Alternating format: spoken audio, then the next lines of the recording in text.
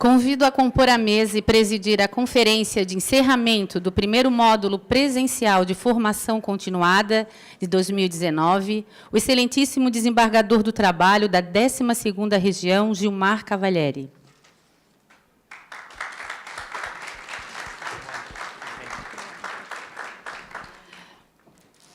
Também convido à mesa a excelentíssima juíza vice-diretora da Escola Judicial do Tribunal Regional do Trabalho da 12ª Região, Maria Beatriz Vieira da Silva Gubert.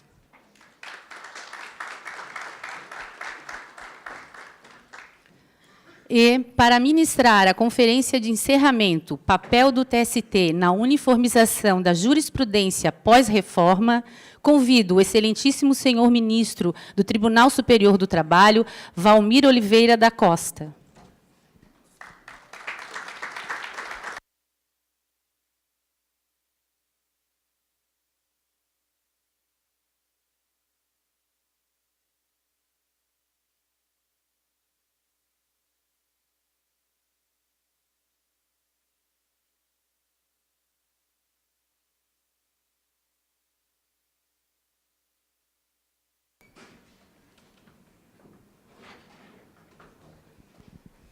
Passo a palavra ao desembargador Gilmar Cavalieri. Bom dia a todos. Estamos, então, prestes a iniciar aqui a etapa, eu diria, importante, mais importante do nosso encontro, que é a conferência de encerramento.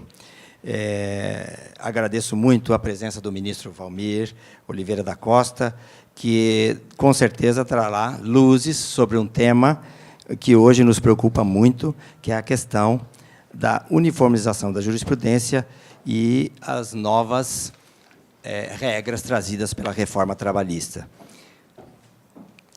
O ministro é mestre em instituições jurídico-políticas e de Direito do Trabalho pela Universidade Federal do Pará, é membro do Conselho Consultivo da Escola Nacional, conselheiro do Conselho Superior da Justiça do Trabalho, membro da Academia Nacional de Direito do Trabalho, membro da Academia Nacional de Direito Desportivo e autor de artigos jurídicos e ainda dos livros Danos Morais nas Relações Laborais, Competência e Mensuração pela editora Juruá, Acórdãos Didáticos, Jurisprudência em Recurso de Revista no Tribunal Superior do Trabalho pela LTR e Acordos Didáticos 2, também pela editora LTR.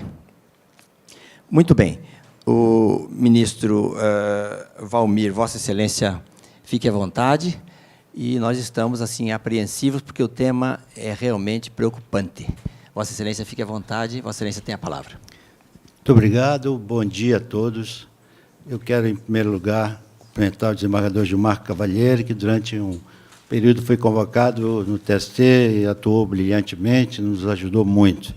Também a doutora Maria Beatriz, pela escola, agradeço o gentil convite. Não pretendo fazer nenhuma conferência, aliás, não é do meu feitio fazer conferência. Eu pretendo travar um diálogo, uma conversa com os colegas. Não é?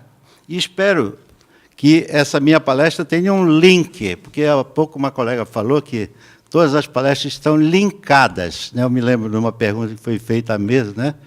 Estão linkadas. Parece, à primeira vista, que o tema da uniformização da jurisprudência não interessa ou não interesse ao juiz de primeiro grau. Mas, se os senhores forem pensar que hoje nós não estamos mais no sistema do civil law, mas do civil common law, não é? Nós adotamos o sistema anglo-saxão agora, porque nós temos o sistema dos precedentes obrigatórios. E quem recordar e ler o Código de Processo Civil, irá verificar que, hoje, de certo modo, até a súmula persuasiva, que é aquela oriunda da jurisprudência iterativa, notória e atual, ela passa a ser obrigatória. Não é? O juiz pode decidir o processo já com base numa súmula, ou então a sentença dele ser reformada porque ele deixou de aplicar uma súmula, isso monocraticamente pelo relator no tribunal. E quem pensou que agora, com a extinção do incidente de uniformização, que essa uniformização teria acabado, está equivocado.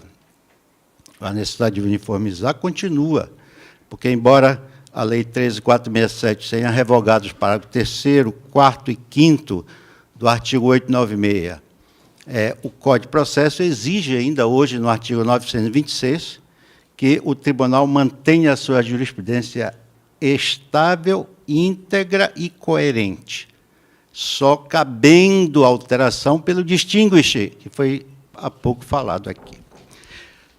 Antes de mais nada, como introdução, nós precisamos conhecer o papel do Tribunal Superior do Trabalho. O Tribunal Superior do Trabalho, como órgão de cúpula do Poder Judiciário Trabalhista, ele tem a função constitucional de uniformizar a jurisprudência trabalhista, uniformizar a aplicação do direito material e processual do trabalho, a fim de que, uniformizando, pacifique as relações de trabalho, de uma ou de outra maneira, não é? Nós todos somos falíveis, o tribunal pode e erra, por que não? Se nós fôssemos infalíveis, nós não seríamos tribunal, e a jurisprudência não seria a justiça da prudência, numa transcrição mais aí, numa definição mais aí no sentido etimológico dela, justiça da prudência. Como é que essa uniformização é feita? Da decisão do acórdão do Tribunal Regional do Trabalho, em recurso ordinário ou em agravo de petição, cabe recurso de revista para o TST. Eu estou falando aqui em tese. Quem julga o recurso de revista? Uma das 8 turmas. Julgando o recurso de revista, a turma do TST uniformiza a jurisprudência dos tribunais regionais do trabalho. Exatamente por quê? Porque se há uma divergência entre o TRT da 12ª região e o TRT da 4ª região, desde que haja uma identidade de fato e a subsunção ao dispositivo legal diferente, quem uniformiza é a turma. Se houver divergência entre turmas do TST, na interpretação e aplicação do direito, considerada a identidade dos fatos, haverá possibilidade de a parte interpor, recurso se interpõe, a ação não se interpõe, a ação se propõe, porque interpor é pôr no meio. Interpõe, chamado hoje recurso de embargos de divergência. Divergência entre 2 turmas do TST na aplicação do direito processual e material do trabalho. A partir de 2007, não coube mais, ou não cabe mais, embargos por violação, como cabe, por exemplo, no recurso de revista.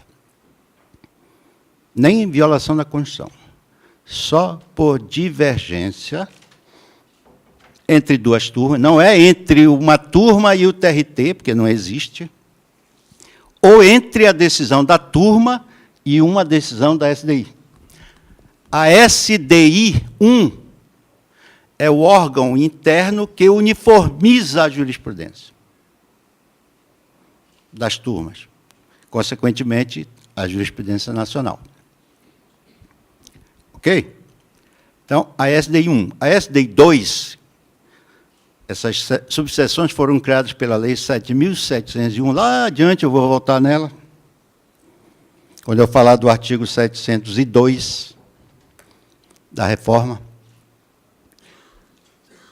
A SDI 1, então, julga os embargos, ou julga os agravos internos, das decisões da presidência da turma que nega seguimento a embargos, embargo de declaração, recurso de embargo, quem despacha, entre aspas, quem decide sobre a admissibilidade ou não dos embargos de divergência é o presidente da turma. E por quê? Não está na lei, mas está no regimento interno, que é a lei material. Porque isso facilita mais o exame, já que o presidente da turma, ele, preferentemente, deve ser membro da SDI. E, portanto, ele conhece a jurisprudência uniformizada. O presidente tem a obrigação de conhecer. E por isso que ele despacha, ou admitindo ou negando seguimento aos embargos. Se houver negativa de seguimento, cabe agravo interno, e aí é distribuído para o relator da SDI 1.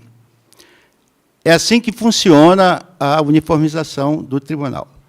A SDI 2 é o órgão, é uma outra seção diferente, que julga as ações originárias, ação rescisória, mandado de segurança, enfim, e correlatas. E os recursos ordinários dos acórdãos dos tribunais regionais do trabalho, né, nessas ações especiais, na ação rescisória e no mandado de segurança. Ok? É a SDI 2. O que eu ia falar e esqueci. Bom, além dessa uniformização, que depois ela é corporificada em súmula OJ, e eu vou dizer como era, e como ficou, e como eu espero que volte a ser futuramente.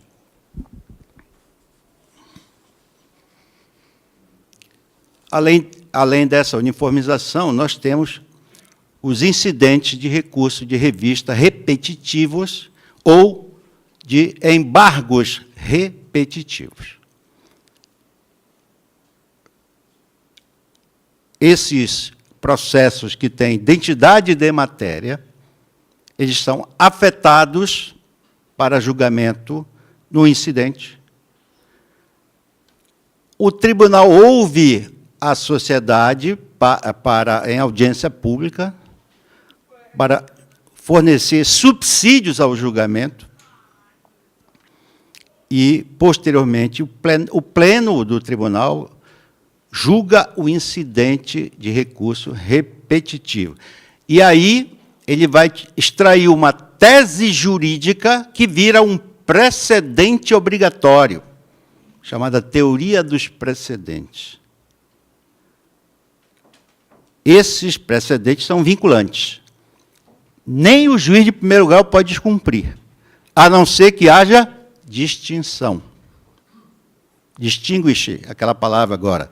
Ou overruling, que é a superação do precedente. Então, a distinção, o fato é distinto, mas tem que ser distinto, senão não tem razão de ser o incidente que foi julgado, ou a tese.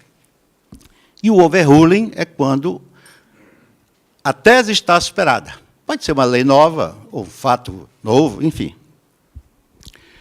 E também temos o incidente de assunção de competência. Aqui na instância ordinária tem o incidente de resolução de demandas repetitivas, né? Isso é dos tribunais regionais. Então, uniformizam, adotam, porque da tese pode ser adotada uma súmula, da tese do incidente pode ser adotada uma súmula, e, a partir daí, todos os tribunais regionais, quando o TSE adota o precedente vinculante, têm obrigação de aplicar. Se não o fizer, poderá ser impetrada, e aí é uma ação ou proposta, uma reclamação para cumprimento da decisão vinculante. Né? Não é qualquer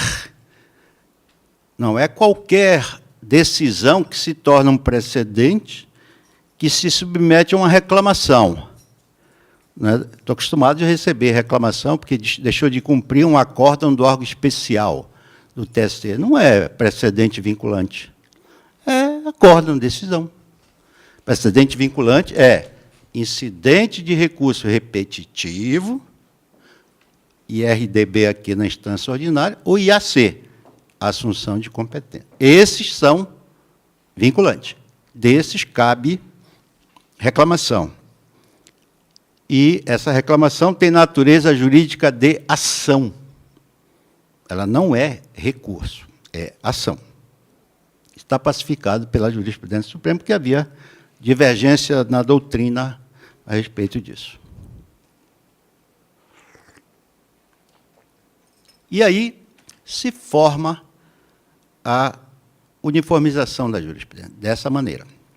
Um exemplo de IAC, acidente de assunção de competência, a primeira turma do tribunal, da qual eu sou presidente, tem uma tese, exatamente para provocar o debate, de que, no trabalho temporário da Lei 6.019, os senhores devem conhecer, pode até não concordar, como muita gente não concorda. Aliás, a primeira turma é a única das 7 turmas que tem esse entendimento, por isso foi para a SDI, os embargos foram, e por isso foi suscitado o incidente para o pleno decidir. É a questão da súmula 244 da gestante, estabilidade da gestante. Eu falei de propósito, trabalho temporário. Eu não falei contrato temporário. A Lei 6.019 trata do quê? Do contrato temporário ou do trabalho temporário? Ela trata do trabalho temporário, que tem um contrato de trabalho temporário que materializa essa relação. Mas não é o contrato por prazo determinado da CLT, nem é o contrato de experiência.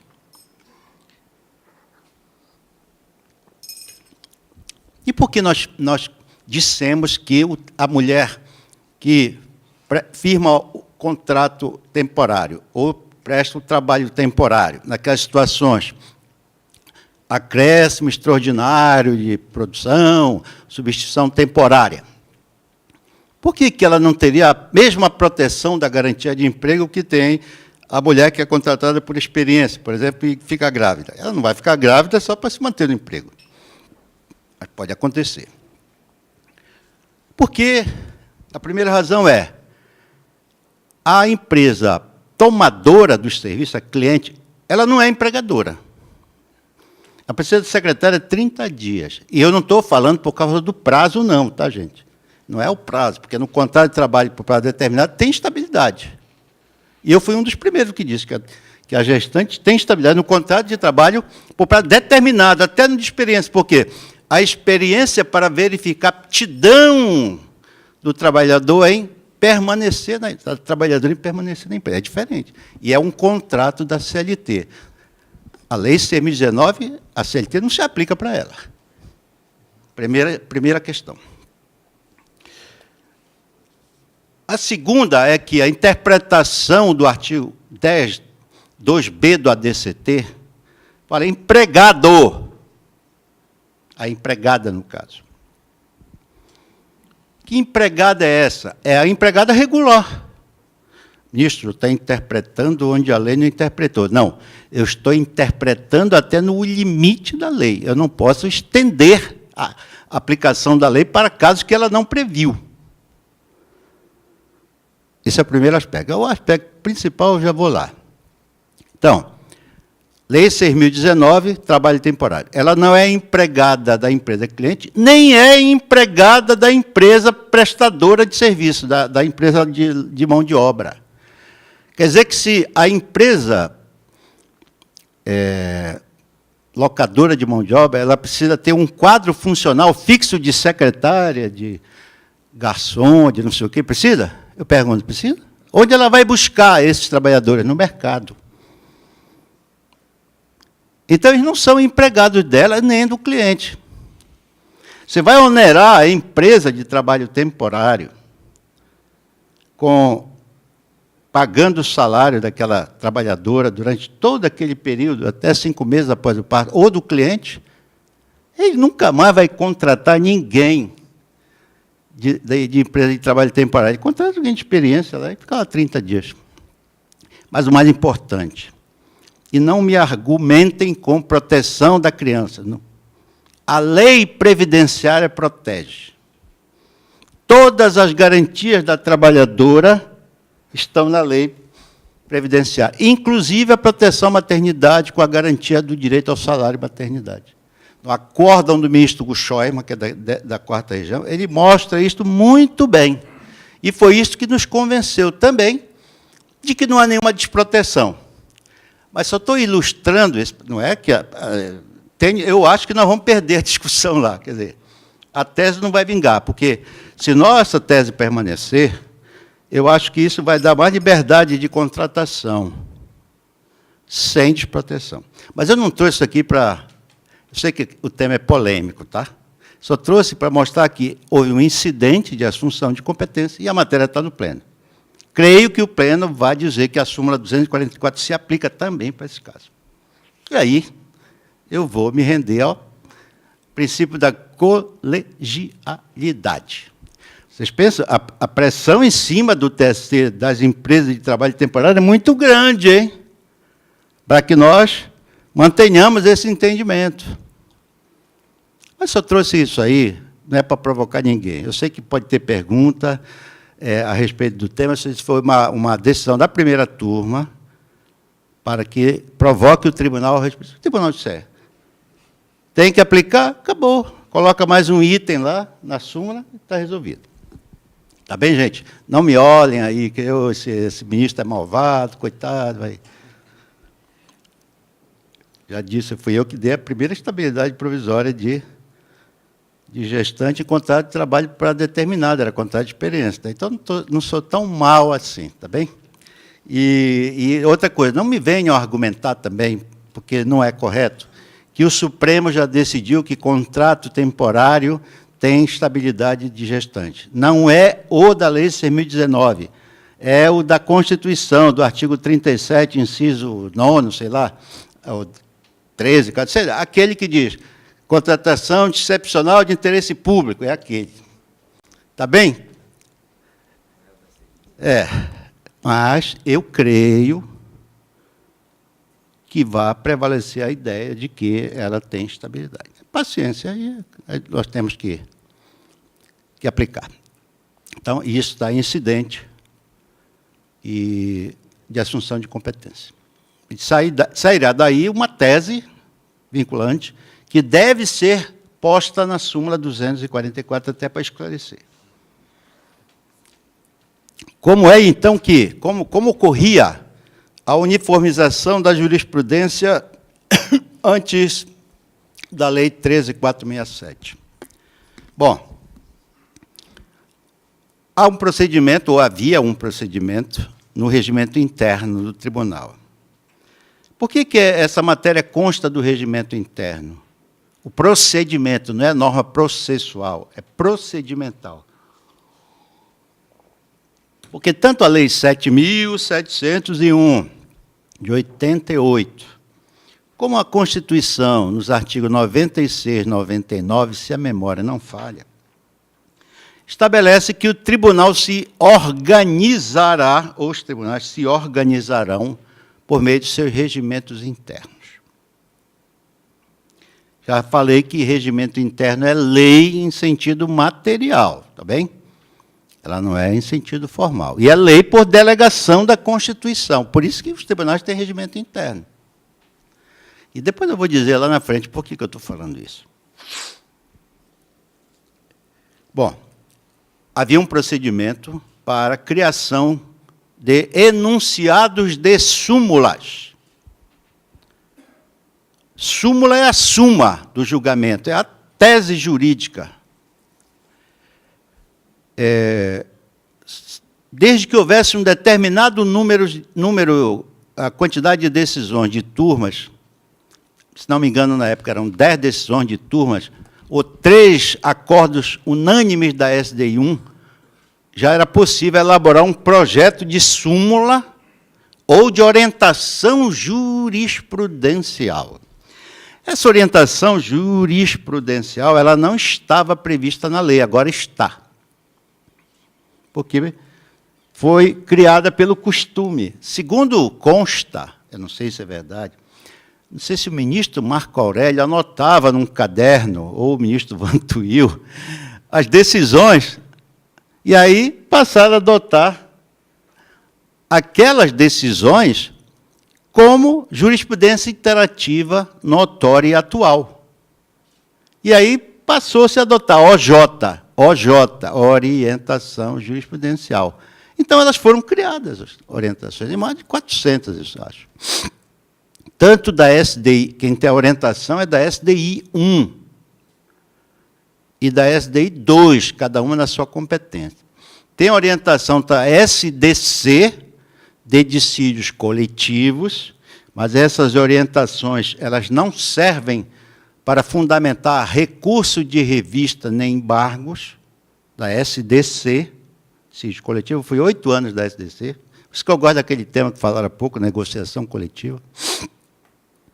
E tem também orientação do Pleno, do Tribunal Pleno. As súmulas são do Tribunal. A Comissão de Jurisprudência e Precedentes Normativos, ela elabora, vamos imaginar, elaborava um projeto de orientação jurisprudencial que era submetido aos ministros. Havia um decurso de prazo de 15 dias.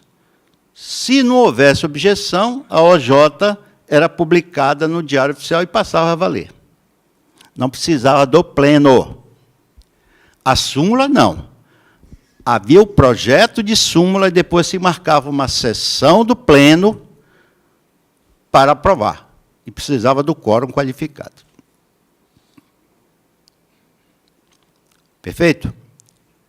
Quando sobrevinha uma lei nova no sistema anterior, simplesmente a Comissão de Jurisprudência elaborava um projeto adequando a súmula à lei nova. Ok? E aí ia também para o plenário aprovar. Não havia nenhum problema. Não havia nenhum problema. O que aconteceu com o artigo 702, que foi introduzido pela lei da CLT, introduzido pela lei 13.467, a chamada lei da reforma trabalhista. Até vão me fazer uma pergunta depois na TV, por que eu falei que esse artigo 702 ele é uma camisa de força para os tribunais do trabalho, tanto os tribunais regionais, como e principalmente o Tribunal Superior do Trabalho, que agora não pode mais uniformizar a sua jurisprudência como vinha fazendo antes. Por quê? Porque se estabeleceu um procedimento obrigatório de criação e revisão, lá a lei não fala em extinção. Teria de ouvir entidades sindicais, OAB, enfim, terceiros interessados. Então, a Comissão de Jurisprudência elabora uma proposta de súmula, um projeto de súmula, e aí o presidente do tribunal manda para a torcida do Avaí, do Figueirense, do Criciúma, do Tigre. Qual é o Tigre? É aquele... É o Criciúma, né? Tem mais algum que eu esqueci aí para não... Chapecoense, pronto. Para todo mundo dar pitaco aí, OAB, AGU, torcida do Paysandu, que apanhou ontem, perdeu a invencibilidade, estou muito chateado. Não falem do Paysandu, né? Ele é o time do Papa, ele ganhou do Papão lá do Boca Juniors lá na Bomboneira. E eu dei a camisa do Paysandu para o Papa, há 3 anos lá. Eu tenho foto aqui, para não dizer que é mentira. Por isso que o Papão é o time do Papa. Brincadeira. E aí, marca-se uma sessão, e aí tem lá, 74 amicus curiae. Querem falar sobre a súmula. Eu chamo de inimicus curiae. Porque cada um vai puxar a brasa para a sua sardinha, meu amigo. a CNI, a sardinha do patronato, o dos empregados, trabalhadores, para os trabalhadores, a OAB para os advogados, a AGU para a União. Enfim, inimicus curiae. Ninguém quer nada com a jurisprudência, cada um quer a sua... Bom, quando a lei passou a viger,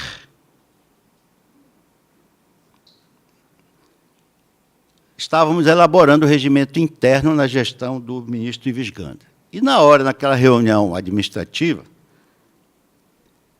estamparam no regimento o 702. Eu falei, olha, eu já estava na presidência da Comissão de Jurisprudência, que o ministro Dall'Asensi se aposentou, e ele não quis arguir a inconstitucionalidade. Ele disse, eu vou arguir. Então, eu cheguei na reunião e disse, eu não concordo que nós transportemos para o regimento interno a redação do 702 da CLT, porque esse dispositivo ele é flagrantemente inconstitucional. Aí, não, mas nós temos que aprovar o regimento interno, lá, não sei o quê, está no final do meu mandato. Aí nós vamos convalidar o dispositivo. Convalidar. Aí eu disse, além de, primeiro, ele é ilegal. Eu só não vou dizer que é imoral e engorda, porque a música é do Roberto Carlos. Não é? Você não conhece, não? Então, só gente nova aqui, não conhece essa música? Tudo que eu gosto é ilegal, é imoral e engorda, né? Não aguenta mais. Bom, por que ele é ilegal? Quem for ler a CLT agora aqui, vai dizer, ministro, o senhor está equivocado. O dispositivo ele é sem pé nem cabeça na lei 13.467. Por que eu digo que ele é sem pé nem cabeça? Leia a lei, não vá ler a CLT agora, não, tá? A cabeça lá. Porque ele tem aqui, artigo 702, pontinhos, pontinhos, pontinhos, a linha F. Cadê a cabeça? Não tem cabeça? Ou seja, o legislador quis repristinar um dispositivo revogado pela Lei 7.701 em 88 e não repristinou, porque não colocou a cabeça de volta. Ou seja, ele não reproduziu a redação do artigo 702, que foi revogado em 88. Você sabe que repristinar, você tem que reintroduzir a lei no ordenamento tal como ela for revogada. Isso é repristinação. Não há repristinação tácita aí é expressa. Mas não fez. Agora, se você vai ler a CLT da LTR, já está lá, artigo 702, o Tribunal Pleno do TST, né?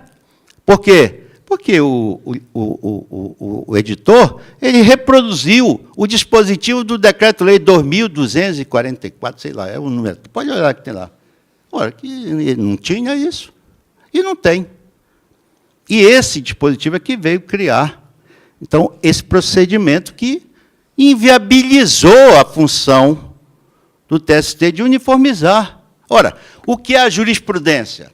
Decisões iterativas, notórias e atuais. Como é que se dá a legitimação dessa jurisprudência? Porque os defensores do artigo que dizem que ele não é inconstitucional, não, mas a participação da sociedade legitima a jurisprudência. Negativo. Isto se dá no incidente de recurso repetitivo e no IAC, não na súmula. Porque a súmula é o resultado do julgamento de processos anteriores, e já tem a participação das partes, participação do Ministério Público, quando é o caso de fiscal da lei, e dos advogados. Não está legitimado? Então, outra coisa, aí já é o plano constitucional. Viola o regimento interno. Mas, ministro, já está no seu regimento. Tá, foi um erro. O regimento interno do tribunal. Então, foi um erro. Mas pode ser retirado. Né? E Segundo, o artigo que eu falei da Constituição, que dá autonomia ao Poder Judiciário de se auto-organizar conforme o seu regimento interno. Isso daí é auto-organização. E, talvez, o fundamento, para mim, mais importante, falta de simetria constitucional, de isonomia. Por quê? O Supremo Tribunal Federal tem esse procedimento? Não. O Supremo aprova a súmula vinculante sem precedente. Mas ele é o Supremo, tá? O TSE é o Supremo da Justiça do Trabalho, guardadas as devidas proporções. Não dá a última palavra, mas, pelo menos, o direito do trabalho dá. Simetria. STJ tem o mesmo procedimento? Os advogados vão dar pitaco lá na súmula? A confederação, federação, enfim, essas entidades sindicais de grau superior, dão? Não. Tribunais de Justiça, tribunais regionais federais, tem? Não. Por que só os tribunais trabalhistas têm esse tratamento? Resposta, por causa da súmula 277.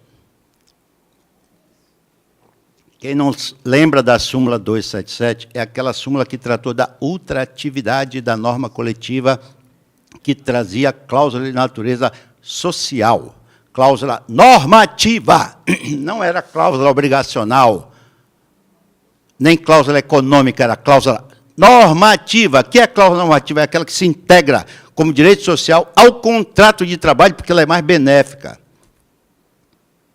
Foi esta que nós dissemos que era ultrativa. E aí, na época, quando nós fizemos a revisão, porque realmente o TST inverteu o sinal. O TST diz, a súmula dizia, as cláusulas normativas não se incorporam em definitivo. Aí nós dissemos, a cláusula se incorpora até que a negociação coletiva venha a retirar. Mas o tribunal criou uma súmula sem precedente. Não criou, não. Não tem lá embaixo, no rol. Por quê? Porque o presidente da Comissão de Jurisprudência da época, que eu não vou citar o nome Ives Gandra, ele sabe, eu já digo, eu falo mal de ti quando eu vou falar da súmula 277. Ele não concordou em colocar os precedentes da SDC, dissídio coletivo, na súmula 277. Nesses precedentes tem ultratividade, porque eu estava lá na SDC. Oh, mas não pode, porque precedente da SDC não serve para fundamentar recurso de revista. Eu disse, recurso extraordinário do Supremo também não. E tem lá em súmula do TST, RE do Supremo. E não é precedente para fundamento para recurso de revista. Ou seja, capricho. E aí nós fomos bombardeados, tanto que o ministro Gilmar Mendes suspendeu a súmula. Tem um detalhe, que muita gente usa o argumento falacioso, e é exatamente para denegrir a imagem da Justiça do Trabalho. Não conheço, nenhum julgamento do TST que haja aplicado a súmula 277 para a norma coletiva já extinta no seu decurso do prazo. Nenhum, ou seja, nós não criamos passivo. Nós só aplicamos a súmula para as normas coletivas ainda vigentes no tempo em que o trabalhador foi dispensado. Por exemplo, uma cláusula de estabilidade. Nenhuma, não criamos passivo, nunca aplicamos para o passado. Eu desafio quem me diga isto, quem me mostre isto. Eu não conheço. Na primeira turma do tribunal, eu tenho acordo que eu disse, e retroatividade da súmula 277. Nós não aplicamos para o passado, como muita gente pregou. Está criando passivo para as empresas porque está repristinando uma norma coletiva já revogada. Mentira. Mentira. E eu disse no auditório isso, em Minas Gerais, para mais de 1000 pessoas. Ninguém falou nada. Mentira. É mais um dado para denegrir a imagem da Justiça do Trabalho. E do TST, que eles querem extinguir. E não vão extinguir cláusula pétrea da Constituição, só se tiver uma outra emenda, e tem que ser do Supremo. Né? O presidente Bolsonaro queria extinguir por decreto, por lei. Nem não tem competência. Lei não pode extinguir as de trabalho. A Justiça Comum não quer nem ouvir falar em assumir a Justiça do Trabalho. Vocês sabiam disso, né? Não quer nem ouvir falar, nem nós queremos ir para lá. Vocês querem? Cada juiz lá tem 50 mil processos e ninguém cobra deles. Aí eu estou com um processo que chegou em novembro de 2018, a parte está reclamando que está atrasado. Só que eu estou julgando que chegou em 2013. 2013, porque eu não sou super-homem. Julguei 15 mil processos em 2017, 10 mil processos em 2018, já julguei mais de 3 mil agora, esse ano, em 2 meses, e eu tenho 9.300 processos da turma para julgar. Tá bem? E eu não saio lá do tribunal, só para vir para o tribunal que eu simpatizo, como é o caso do TRT da 12ª Região. Não é para fazer proselitismo, eu não saio mesmo. Bom, mas vamos continuar. Então, a súmula 277 parece que foi o mote para colocarem esse dispositivo que proíbe que o TST, né, tem um aqui também, proíbe que o TST crie súmula ou altere direito social, como se nós fizéssemos isso. Foi a súmula 277, exatamente. Então, revoga, pronto. O que vocês não sabem é a rácio dessa súmula. Por que nós fizemos isto? Garantimos a ultratividade. Com a emenda 45, veio o famigerado comum acordo. Quem é o juiz de primeiro grau, acho que às vezes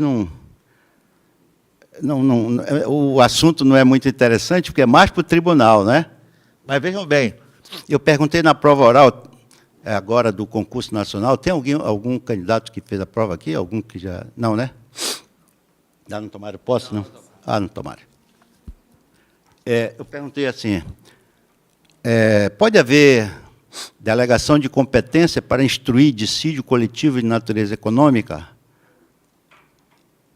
Aí o juiz, o candidato disse, não pode. Pode sim, senhor, está previsto no 866, eu acho, da CLT, e eu era juiz substituto no interior do Pará e recebi uma delegação para instruir, fazer a proposta de conciliação de um dissídio coletivo, né? Porque era fora da área da capital. Então, tem sim, viu? Por isso que é importante conhecer dissídio coletivo também, para o juiz de primeiro grau, porque ele vai para o tribunal um dia. Não é isso, doutora? Vai para o tribunal um dia. Essa é a expectativa, né? Eu recebi, instruí e tal, e mandei para o tribunal a proposta lá de conciliação. Então, recebe, sim. Delegação de competência, ou carta de ordem. E, na emenda 45, trouxe o comum acordo. O que é comum acordo, ou mútuo consentimento? O dissídio coletivo econômico, de natureza econômica, aquele que as partes buscam melhores condições de trabalho, diferentemente do dissídio coletivo jurídico, ou do dissídio de greve, que é um dissídio misto entre o dissídio jurídico e o dissídio econômico. Nesse econômico, o sindicato dos trabalhadores só pode ajuizar o dissídio coletivo de comum acordo com a empresa ou com o sindicato patronal. É o que estabelece o artigo 114, parágrafo 2º da Constituição. Ora, sem o comum acordo, o tribunal, que é a competência, não pode, qualquer tribunal regional, TST, não pode julgar o dissídio coletivo de natureza econômica, por falta de comum acordo. E, naturalmente, o TST passou a extinguir. Não adiantava o TRT aqui de Santa Catarina dizer, não, porque o comum acordo é inconstitucional. Não é inconstitucional. A questão da norma constitucional é inconstitucional. Não é, tanto que ajuizaram 3 ou 4 ADIM, e a ministra Ellen Grace não deu liminar para suspender. Até hoje. Tem mais de, sei lá, quase 10 anos já. Não deu. Ou seja, é constitucional. Mas viola o 5º 35 da Constituição do acesso à justiça. Não viola. Eu não gosto muito da expressão viola, né? Não ofende, porque senão pode ser a viola, minha viola. Não ofende a Constituição. Por quê? Porque no dissídio coletivo não há lesão ou ameaça a direito. Porque ele vai postular criação de direito, de normas, ok? Então não adianta, não há. E aí, extinguia tudo que era dissídio coletivo. Então, conquistas da categoria que vinham sendo asseguradas há 20 anos. Extinguia, terminava a norma coletiva anterior, um acordo ou convenção, normalmente convenção. O que o patronato fazia, os empregadores? Não vou renovar mais.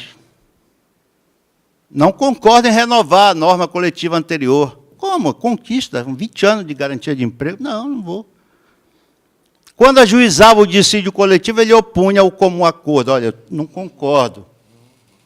E aí o que acontecia? O TSE tinha que extinguir, ou o Tribunal Regional tinha que extinguir, não julgava o conflito. Por quê? Quando nós chegamos no TST, eu cheguei em 2007, já estava convocado desde 2000, se dizia que era condição da ação. Não é condição da ação, é pressuposto processual. A diferença é muito grande, porque o pressuposto, você examina a validade da relação processual. Na condição da ação, você examina se estão presentes as condições para julgamento do mérito. Eu não posso julgar mérito em dissídio coletivo sem pressuposto. Nós alteramos. Para ver exatamente por quê. Se não opusesse o comum acordo, no tempo hábil até a contestação no dissídio, haveria consentimento tácito. Se fosse condição da ação, não podia.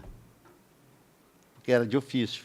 Ah, mas o pressuposto é, esse não é processual, esse é constitucional. E não é do juiz, é da parte.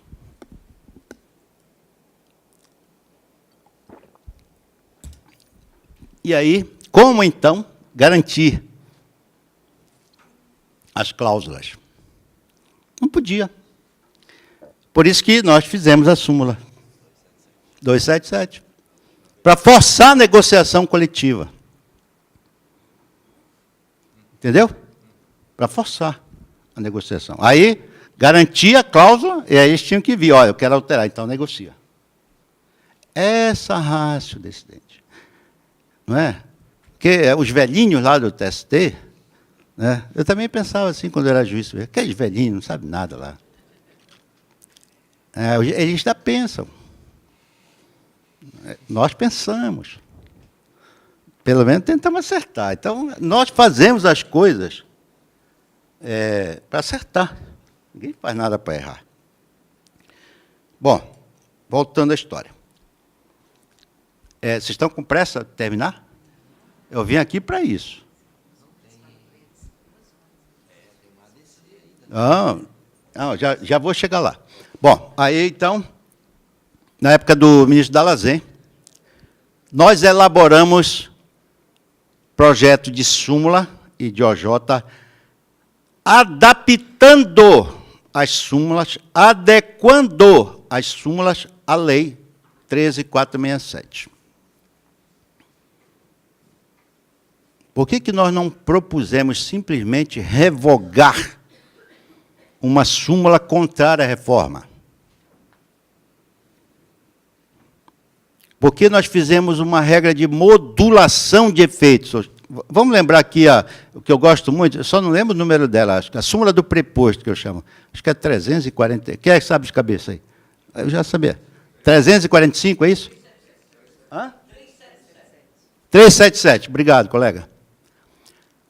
A súmula diz assim, o preposto não precisa ser empregado do reclamado, viu? Salvo doméstico e microempresa. Mais ou menos isso, né?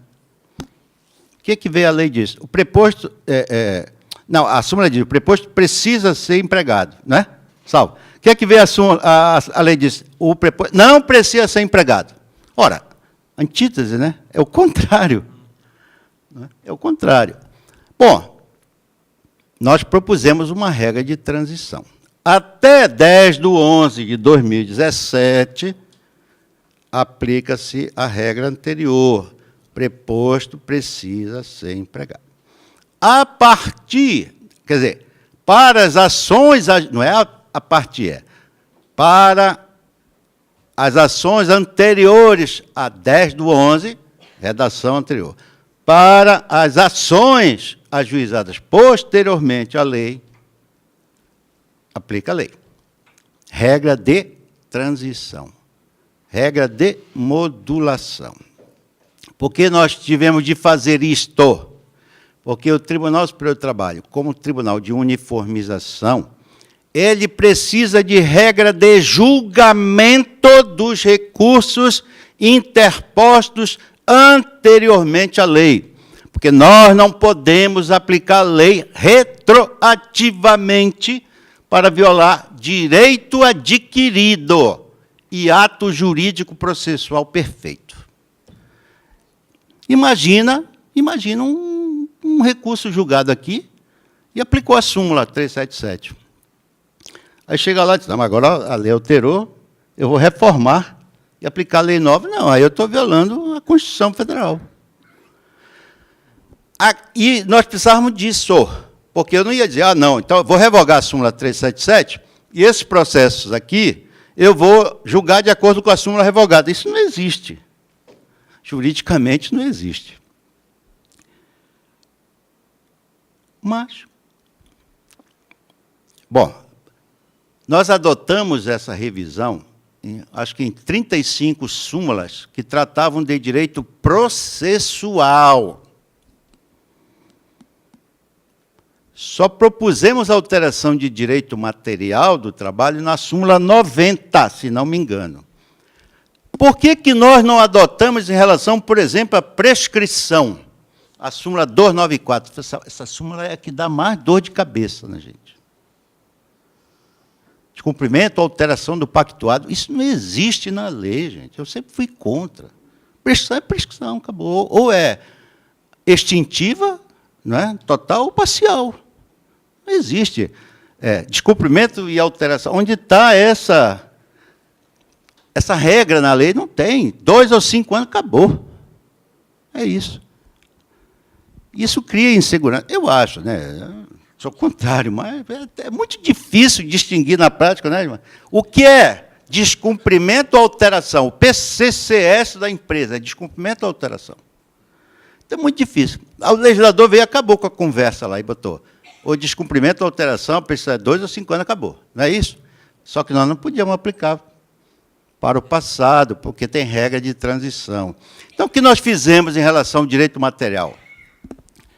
A instância ordinária vai decidir a regra. Qual é a regra? Eu não posso impor de cima para baixo uma interpretação do direito material só a partir da lei e aplicar nos casos já julgados, segundo a jurisprudência vigente à época. Alguns defendem. Por quê? Como não havia previsão legal para essa súmula 294, que era a prescrição, tá? Era uma construção jurisprudencial, se entendeu até que podia sim aplicar a lei nova, porque era construção da jurisprudência. E construção de jurisprudência não é direito adquirido, nem ato jurídico perfeito.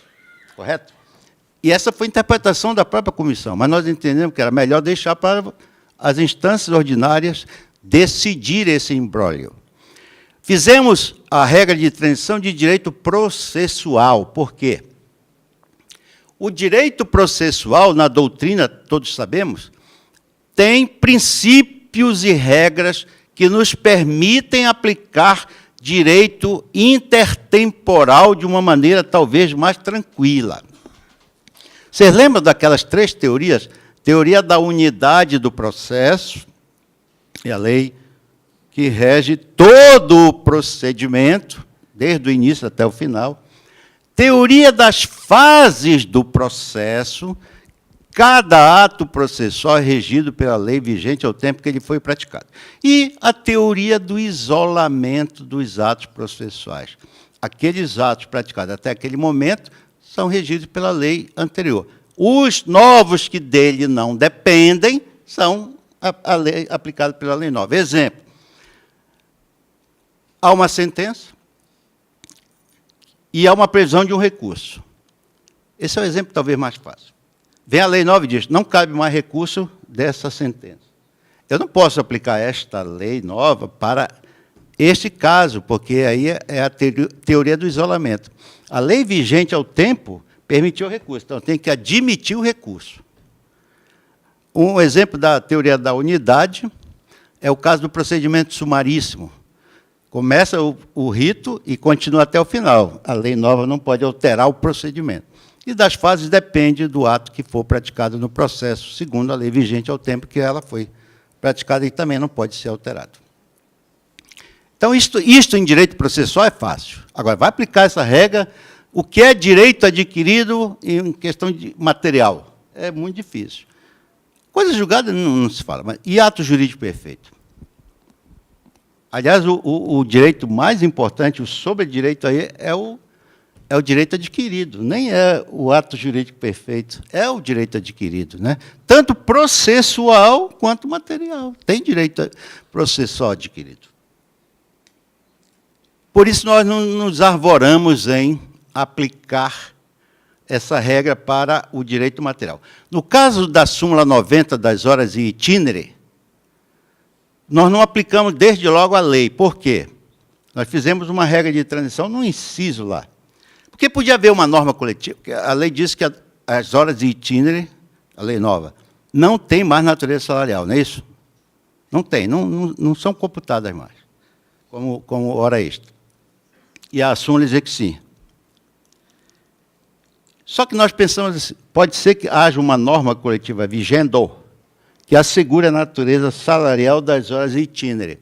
E aí é norma contratual, não é legal. Então, nós não podemos dizer que a lei vai se aplicar para esse tipo de contrato. Perceberam? Fizemos. Mas aí, pô, lá vem a história do jornalista que chega e pergunta, se tiver jornalista aqui, me desculpa, não é pejorativo. Mas, ministro, como é que vai ficar? Olha o exemplo, só cabeça mesmo. Dentro do ônibus tem, de um lado, trabalhadores antes da lei.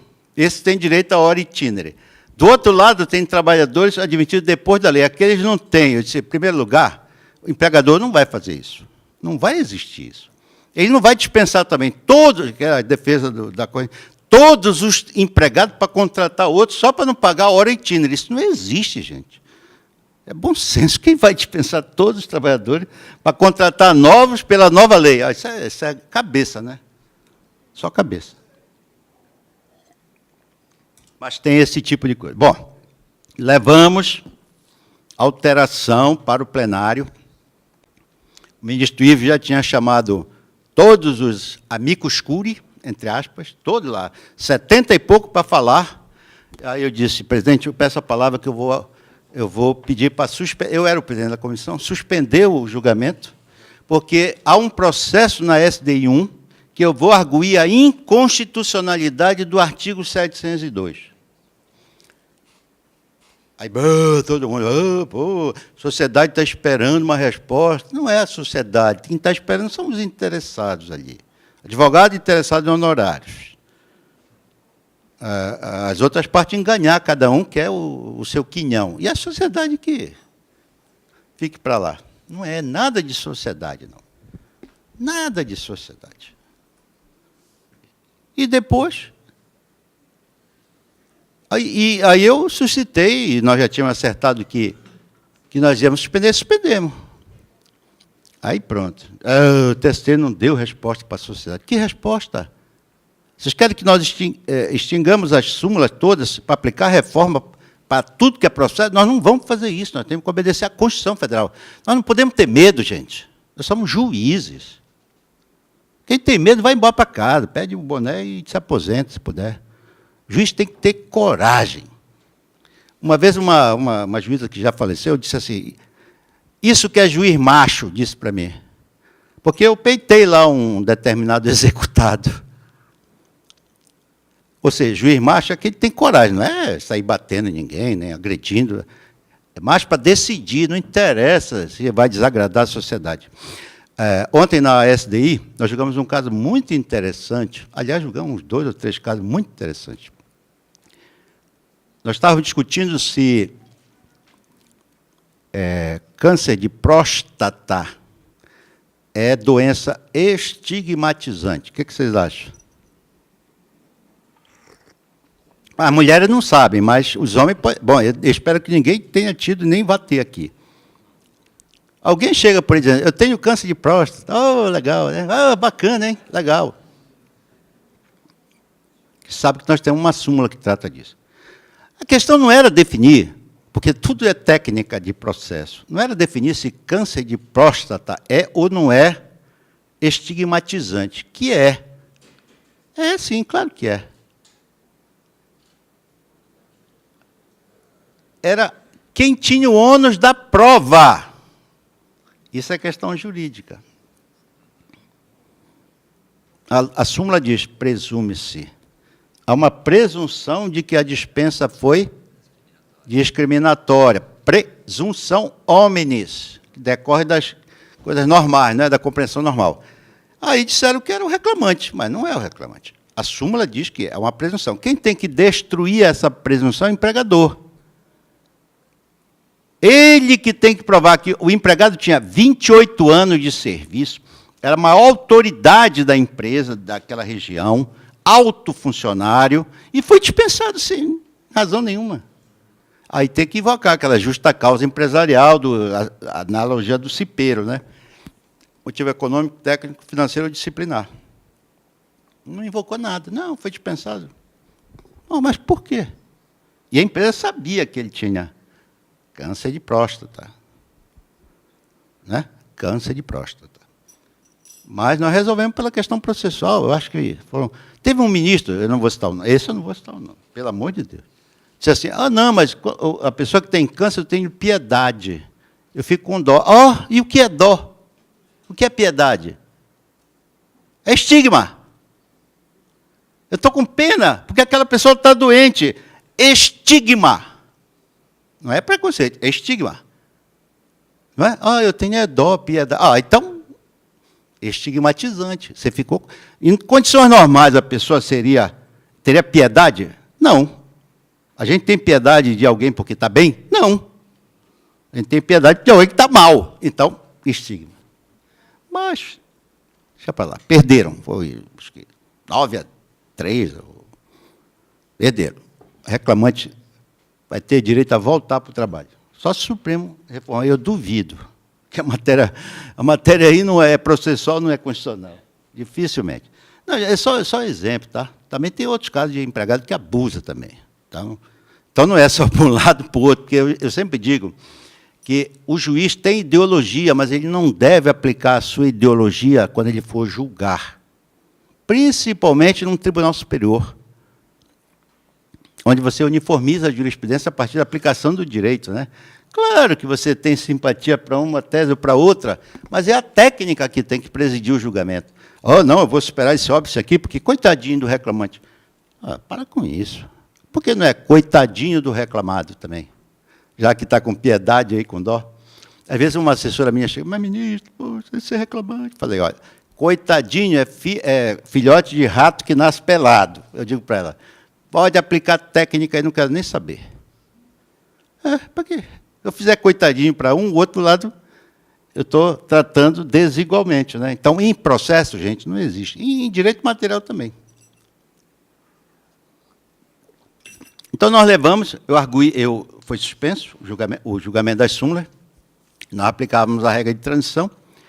Na SDI, no processo que estávamos discutindo a súmula 254, aquela da questão do salário família, alguma coisa, que queria alterar a súmula, eu arguí, então, mandaram para o pleno, aí eu arguí o incidente de inconstitucionalidade. Olhem bem, agora eu contei para o desembargador Cavalieri, que eu reformei um acordo aqui, não sei se tem alguém da turma aqui, por questão de inconstitucionalidade. Reserva de plenário, artigo 97 da Constituição.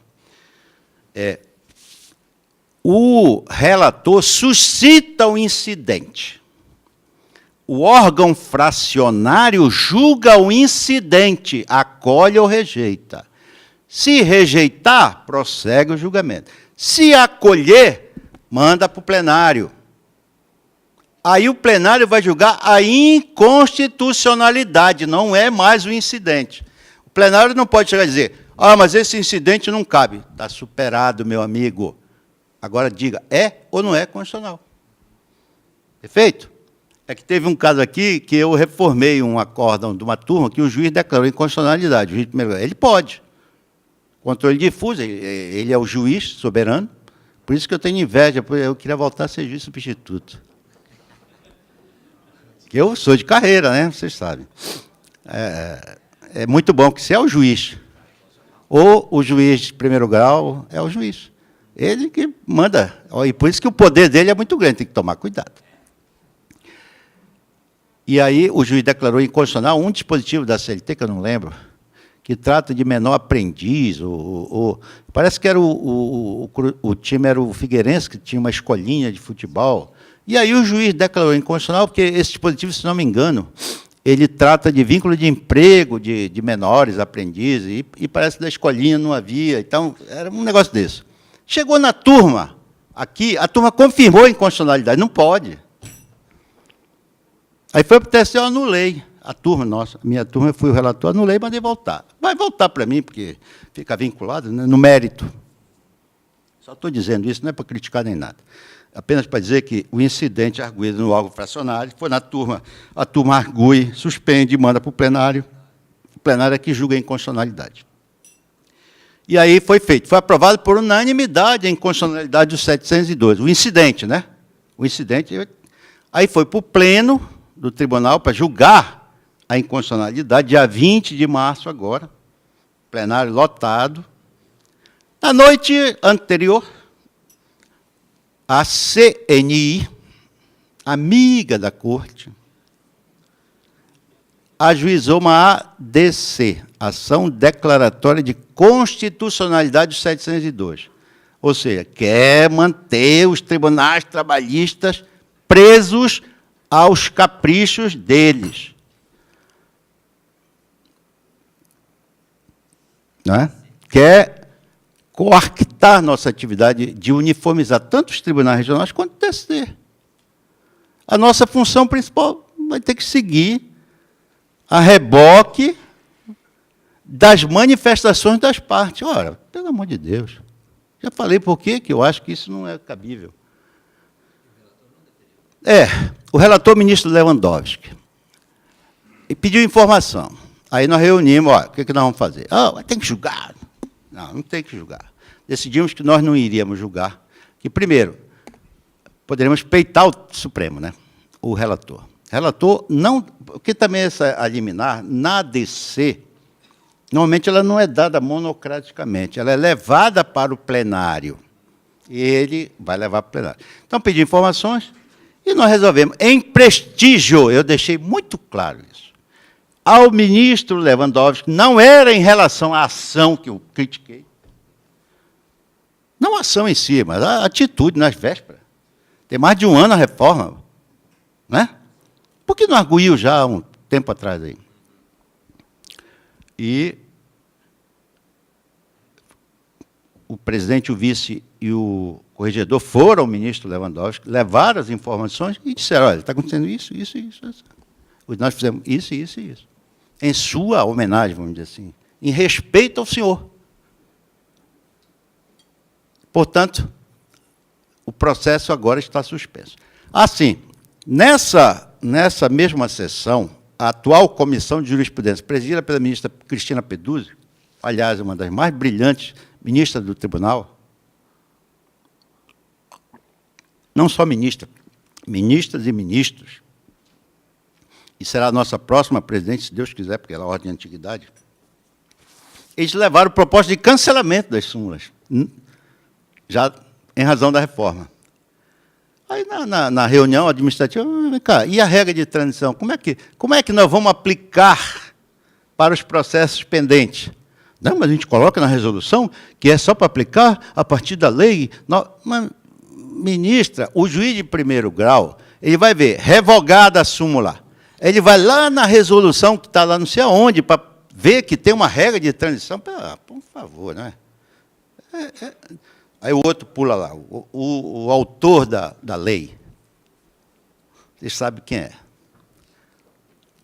O autor da lei, um dos autores da lei. Não, mas temos que dar uma resposta à sociedade. Que resposta? Aquela que tu queres? Vocês sabem, já falei o nome, gente. Vocês querem que eu repita? Não vou repetir, que está gravado. O ex-presidente. Tem que dar uma resposta. Aí eu pedi a palavra, Aí eu falo, vocês estão vendo que eu falo mesmo, não tenho medo de ninguém, não devo nada a ninguém, só a Deus e a minha família, e pronto. Falei, olha, não é isso, quisemos fazer 1 ano, isso, e Vossa Excelência foi contra. Então, vem aqui querer agora jogar para a plateia, né? Que tem que dar uma resposta. Que resposta? Nós estamos dando resposta. Estamos tentando julgar a inconstitucionalidade. Não pode, porque a ação impediu. É muito bacana, né? Quando você quer pintar de bonzinho. E quer aplicar, ainda agora vocês falaram no precedente do Supremo, né? Da negociação coletiva, né? E quer aplicar para tudo. Ainda que não haja contrapartida. Ah, mas o próprio fornecimento do transporte é contrapartida. Que contrapartida é isso, pai? Isso é meio de viabilizar a prestação de serviço. Não, o empregador não teria mão de obra. Oh, meu Deus do céu. Mas não é. O negócio é premeditado mesmo. É para derrubar o direito que os trabalhadores conseguiram a duras penas, gente. Pelo amor de Deus. A reforma veio, vocês sabem, foi para acabar mesmo, né? É uma resposta à jurisprudência construtiva do TST. É uma resposta. Em muitos casos ali, o juiz do trabalho não pode examinar as cláusulas acidentais e a substância da norma coletiva. O que é isso? Só as cláusulas, os elementos essenciais, né? Que é a validade. Como? Pela metade? Como? E depois desdiz essa regra.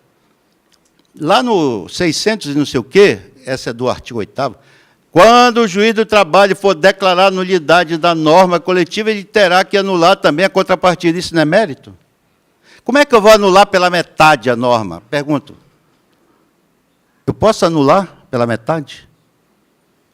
Não sei que seja uma cláusula ou outra, mas a norma toda, porque ela tem um defeito formal, de essência. Bom. Os tribunais têm de continuar a uniformizar. Depois que acabar essa... É obrigatório ainda, hein? Nós não vamos mais mandar devolver o recurso de revista porque não uniformizaram. Infelizmente, a reforma acabou com isso. Que era muito bom, primeiramente, uniformizava internamente aqui, só subia quando uniformizasse.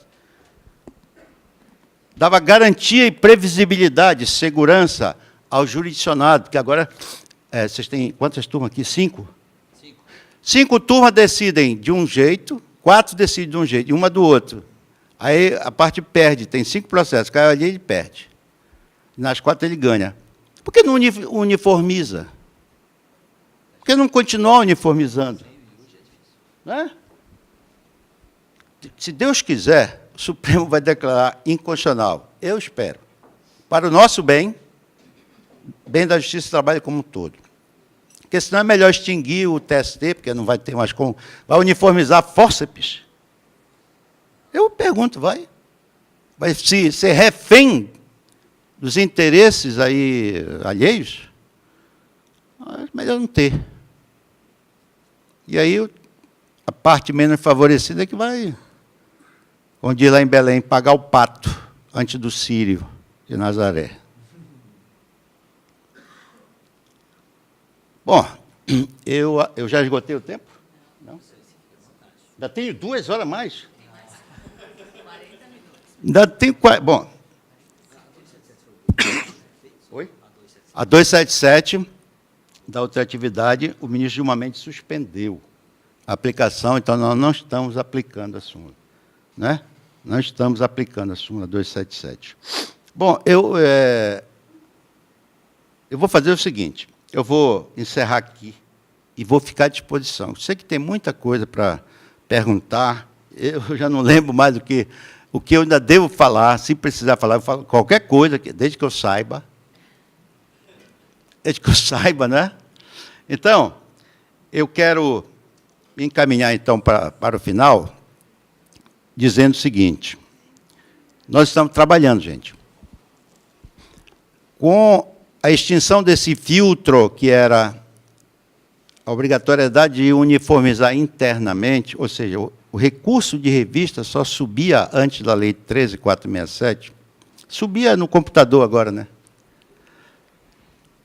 Do TRT para o TST, quando houvesse uniformização. Chegasse lá e não fosse e nós verificássemos que não havia uniformização interna, nós mandávamos voltar para uniformizar. E aí só subia quando tivesse uniformizado. Mesmo contra a jurisprudência do TST, não importava. Esse filtro acabou. Por quê? Porque entenderam que os tribunais regionais estavam pautando o TST. A expressão que foi usada é essa. Estão pautando o TST. Ou seja, o TST só julgava as matérias que subiam daqui uniformizado e o TST, então, ia uniformizar o que fosse contrário, pautando o TST. Com isto, São Paulo tinha, na época, 40 mil processos represados, que mandaram tudo para o TST. Isso significou, na época, a partir de dezembro do ano passado, não, de 2017, né? Nós começamos a receber, cada ministro, são 24 que recebem esse processo, 1.700 processos por mês, cada um. Então, imagina o acervo, né? 1.700. Então, oscila entre 1.300, 1.500, 1.700 por mês. Por mês. Por mês. E, então, como julgar tudo isso? Tem um mecanismo hoje que, de certo modo, tem facilitado a nossa tarefa, que é o chamado critério de transcendência. O que é transcendência? Eu também não sei. Transcendência é alguma coisa que é meio divino, assim, né? Mas, na verdade, no plano aqui dos mortais, transcendência é aquele tipo de causa que extrapola os limites da individualidade do próprio reclamante para atingir a coletividade. Ou seja, interessa a todos, de certo modo, aquela decisão. Não só para o autor ou o réu. A lei estabeleceu mecanismos, requisitos, que são requisitos de admissibilidade da causa e não do recurso. Esses requisitos são, dentre outros, segundo a lei, motivo econômico, não disse quanto. Qual era o valor? Aí nós vamos ter que definir. Que valor? A do rito sumaríssimo? Por quê? Não tem matéria constitucional no rito sumaríssimo? Tem. Só sobe para o TST se tiver matéria constitucional. Ou contrariedade à súmula. Tá, econômico, não disse qual era. Social, quando o empregado postular direito socialmente assegurado na Constituição. Só o reclamante, tá? Não pode ser o reclamado. Eu acho que já até um tratamento desigual aí, né? Por que o reclamado não pode postular em benefício dele um direito social? Se for a penhora da residência dele. Moradia não é direito social? Bom, mas está lá. Empregado recorrente.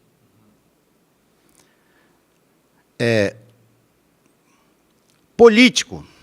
Descumprimento de súmula do TST. Por que não pode ser descumprimento de OJ também? Ou de súmula do Supremo? Súmula do Supremo está. OJ não. E jurídico. Questão nova. O que é questão nova? Questão nova. Bom, primeiro, juízo de conveniência e, de certo modo, discricionário do relator do TST. Não é? O presidente do TRT é quem despacha o recurso de vista. Você sabe, né? Ele não pode exercer a transcendência, ele não pode emitir juízo sobre a transcendência. Isso é do TST. Então, ele manda subir, examina os pressupostos extrínsecos e intrínsecos, manda subir. O relator, bom, Se ele mandar subir o recurso de revista, então, eu estou com um recurso de revista. Eu vou examinar se a causa oferece transcendência, antes de examinar pressuposto de admissibilidade.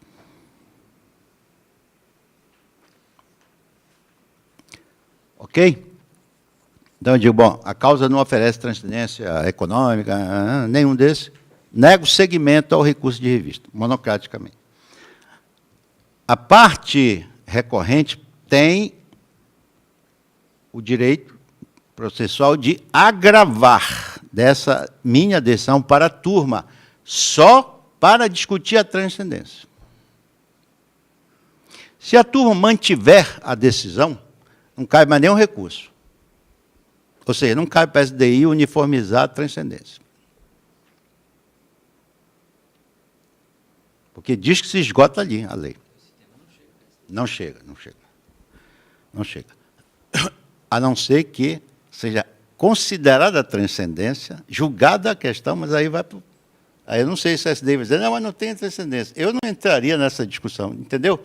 Considera que é transcendente, julga o mérito, vamos dizer, do recurso. Mas então a questão da transcendência só se discute no âmbito da turma? É o que está previsto na lei. O que eu digo é, se considera transcendente e passa a julgar o recurso, se eventualmente de uma decisão para a SDI sobre o mérito, vamos dizer assim, se ela pode voltar. Eu acho que não pode, porque é critério da própria turma, né? Senão vai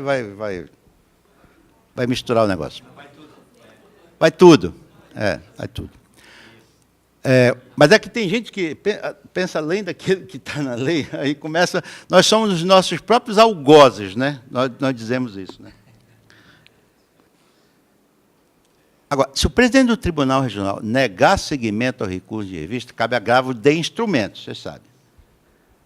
Chegando lá, eu posso dizer assim, esta causa não tem nenhum critério de transcendência, e nega o seguimento e transita em julgado que não cabe nenhum recurso. Em agravo de instrumento não cabe nenhum recurso. Nada, a lei diz que é irrecorrível. Isso tem, de certo modo, ajudado. Claro que os advogados ficam desesperados. Tem alguns que estão arguindo inconstitucionalidade, mas tem que ir para o Supremo. Porque o Supremo já decidiu que nenhuma decisão monocrática pode deixar de ser reapreciada pelo colegiado. Pode ser que por aí vá. Mas, se for assim, de que vai adiantar a transcendência? Não vai adiantar nada, porque ela realmente é uma escolha, à semelhança da Corte Americana, né, que escolhe. Só que lá eles têm 150 processos por ano. E nós temos aqui 300, 400 mil que chegam no TST. Então, nós estamos com isso lá. Tem muitos colegas que não concordam, não estão julgando. Eu estou julgando os agravos. 99% eu mato. Mas eu examino, eu não delego para assessor nenhum. Eu examino. Tem, não tem, tem, não tem, tem, não tem. Se estiver errado, paciência. Não cabe nem ação rescisória.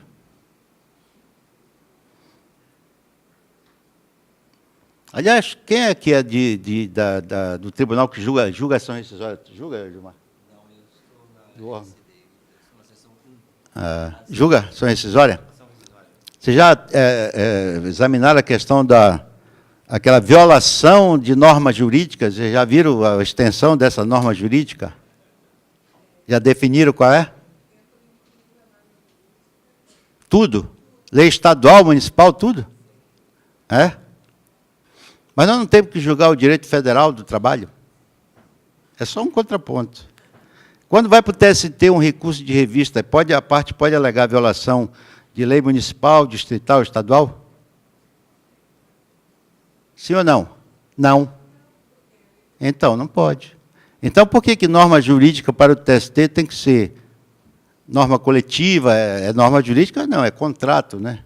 Norma contrato. Não, é que nós estamos pensando nisso lá também, para não alargar muito a ação rescisória. Vocês já pensaram, por exemplo, que Não cabe mais, pelo Código de Processo, ação rescisória para desconstituir coisa julgada de acordo. Já viu isso, né? Caberia qual? Anulatória.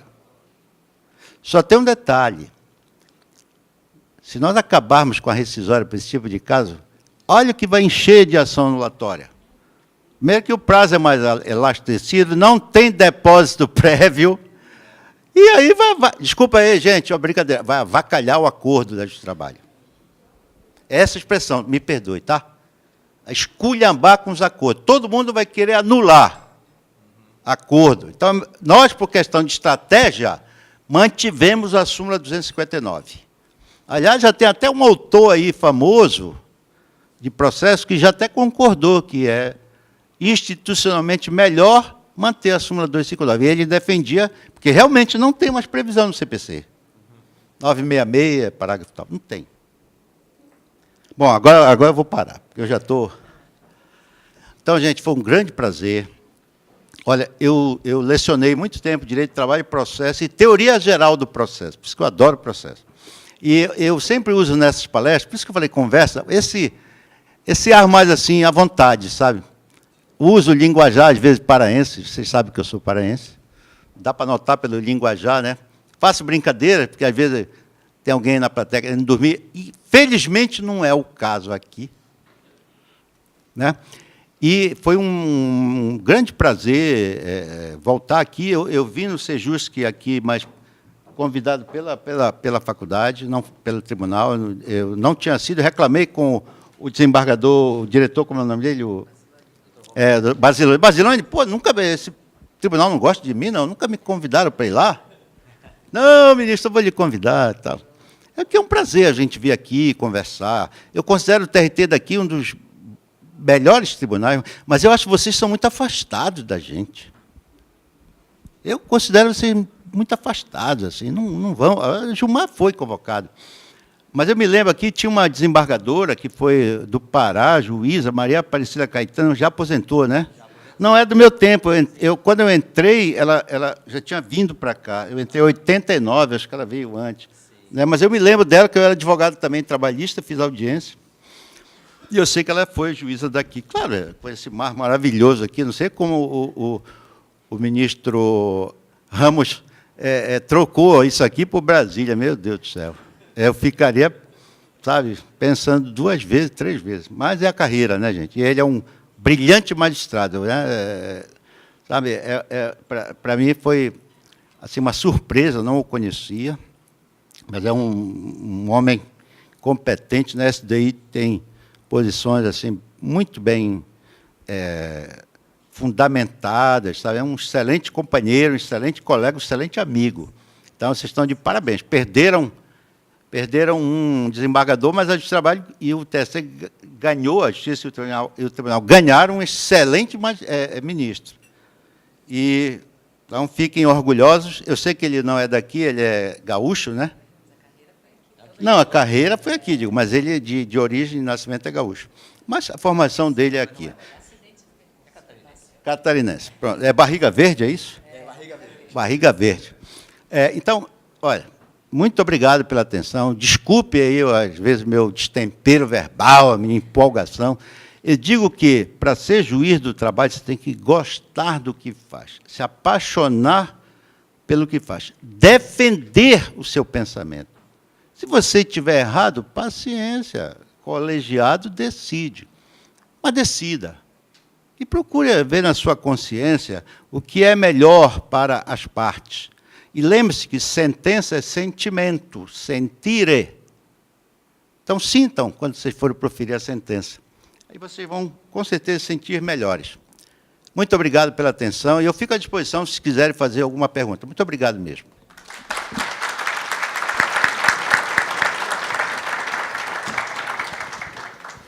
Muito bem, ministro Valmir, nós, em nome da direção do Tribunal, da 12ª Região, em nome de todos os magistrados e servidores da 12ª Região, agradeço muitíssimo a sua presença. Sua experiência de vida e sua experiência como magistrado traz para nós um alento muito grande, porque as preocupações são enormes, né? E essa questão da uniformização de jurisprudência deixa todos muito apreensivos, porque nós tínhamos um sistema funcionando razoavelmente bem, e agora o TST vai receber uma pletora de recursos gigantesca. Como resolver, não é? Só o tempo dirá. Mas Vossa Excelência já trouxe uma luz, no sentido que a transcendência pode ajudar nisso. Que bom, que bom. Agradecemos muito. Eu passo agora a palavra à doutora Beatriz Gubert. A gente quer saber se o ministro está à disposição para responder perguntas. Sim. Então, passo a palavra para a Cíntia para perguntas. Bom dia, ministro. Muito obrigado pelas suas colocações, muito didáticas. Fez uma evolução aí de como era o panorama atual, e utilizando as suas palavras naquela sessão do dia 6 de fevereiro de 2018, quando estavam 70 representantes de toda a sociedade civil, o 702, esse NAT morto, né, que tem uma letra F, há um inciso primeiro que não existe, há um caput que não existe, mas parágrafo 3º e 4º, e não fosse o problema do NAT morto, flagrantemente inconstitucional, isso já reconhecido em vários precedentes, inclusive do TST. Na minha humilde visão, ali se trata de uma revogação expressa, não tácita, como a grande maioria da doutrina coloca, porque aquela lei de 1988, que definiu toda a nova competência do TST, de todos os seus órgãos, o último dispositivo dela diz expressamente: revogam-se as disposições em contrário da CLT, ou seja, revoga-se o 702. Isso, na minha visão, é uma revogação expressa, não tácita, mas independente de ser tácita, ser expressa, não há a menor dúvida que essa revogação existiu. E por que veio esse dispositivo? Infelizmente, exatamente para revogar o 896, parágrafos 3º, 4º, 5º e 6º, que foi uma legislação, um projeto de lei que resultou na Lei 13.015, de 2014, e que compelia os regionais a uniformizar a sua própria jurisprudência em razão daquilo que o TST estava a enfrentar, de ter que ele uniformizar a jurisprudência de cada regional em razão da divergência de suas turmas. Então, como nós todos estamos no mesmo barco, a minha pergunta, mais no estilo de sugestão, seria, considerando que o 702 gerou essa celeuma toda, e no dia 18 de março, 3 confederações ajuizam uma ADC do 702, exatamente para levar a um dos intentos que acabou sendo, por maioria de votos no TST, decidido pelo não julgamento do incidente de inconstitucionalidade do dispositivo. Não seria o caso, até porque o Supremo, com certeza, vai levar um bom tempo para julgar isso, e até lá o TST não terá como nem revisar, nem editar novos enunciados, súmulas e OJs.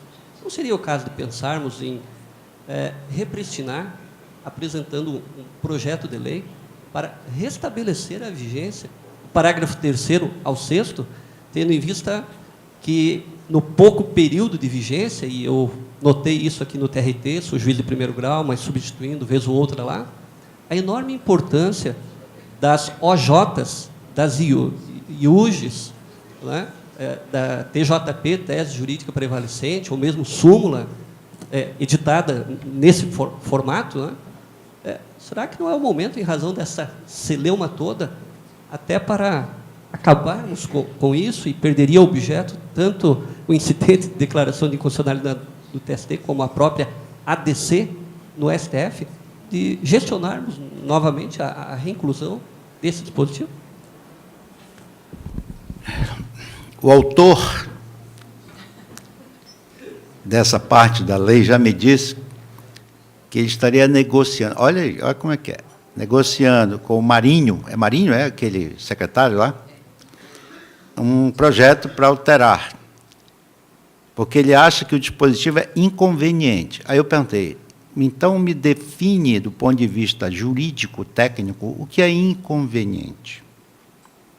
Porque ele que usou essa expressão de time de futebol, que na época ia chamar a torcida do Vasco, do Flamengo, do Corinthians, não sei o quê. Por isso que eu usei o time daqui, que são, para mim, mais importantes que esse de lá. Assim como o Paysandu no Pará, porque eu só torço por ele.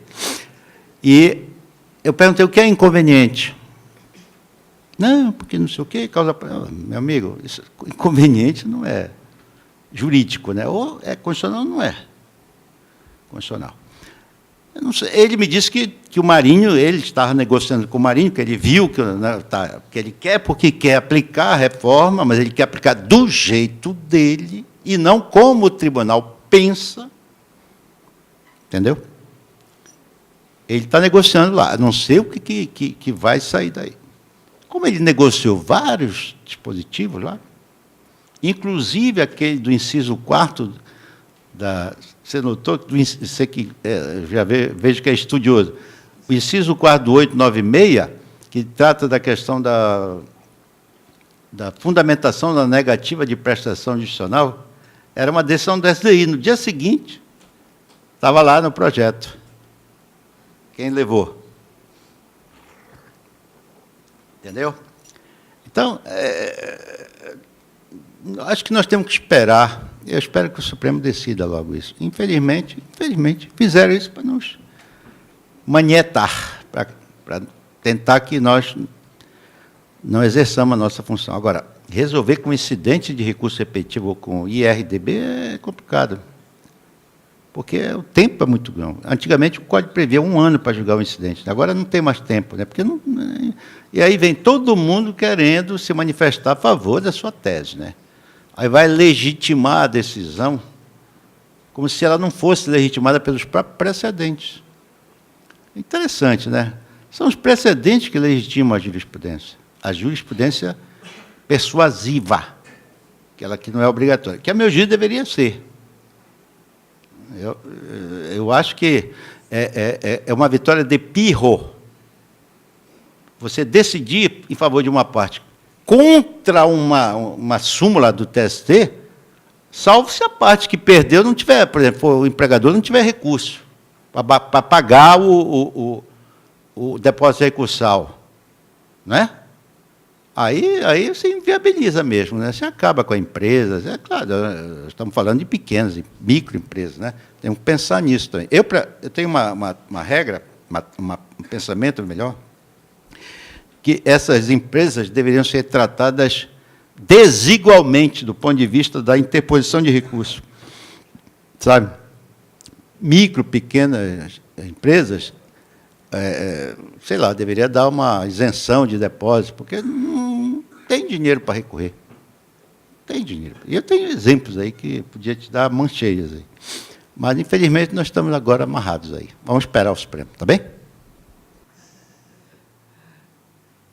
Gostaria também de agradecer a presença do ministro, todas as considerações. Realmente foi uma conversa muito produtiva, um diálogo, como o ministro bem colocou.